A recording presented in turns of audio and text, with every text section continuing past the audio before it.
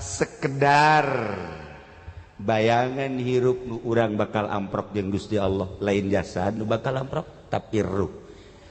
Kenalkeun ruh urang ka Gusti Allah, memeh urang dicabut nyawa, roh urang ngalayak.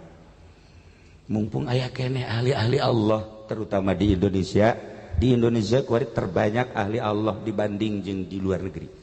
Luar di Indonesia kuari alhamdulillahirabbil alamin. Menurut penelitian ahli-ahlina, kula geus sakedar nyaritakeun hungkul. Menurut penelitian ahli-ahlina di Indonesia kuari terbanyak ahli Allah dibanding jeung luar negeri.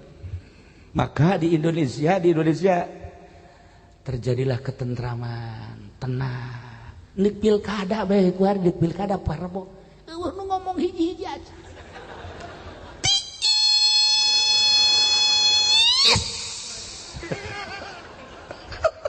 Berarti kan tentrem jasa ya. Tentrem